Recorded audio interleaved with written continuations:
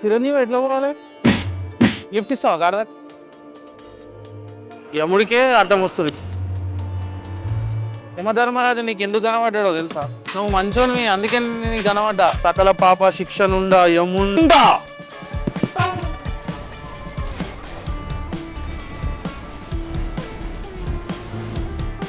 Cinema చూసినారు నిన్ననే. అందులో యముడు వరం ఇస్తాడు భాస్కరంకి.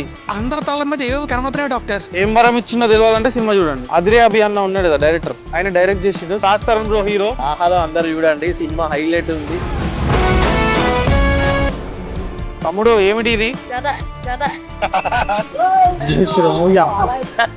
ఇది ఇంకోటి ఏదో అయ్యేటట్టు. నీ ఆయుష్ ఎంత తెలుసా? నువ్వు 103, నువ్వు 104. నీకు నేను వరం ఇస్తున్నా. బండి కింద పడ్డావు అనుకో, పాశం వేయాల్సి వస్తుంది. అవునా? భూమి నాదే, ఆకాశం నాదే, నేల నాదే, నింగి నాదే, అన్ని నావే, నేనే. అయితే ఒకసారి ఎగిరి చూపి యమధర్మరాజు. యమధర్మరాజు ఎగరాడు, ఎగిరిపిస్తాడు. ఏడికి తీసుకోవాలా? నేనెందుకు తీసుకోవతా?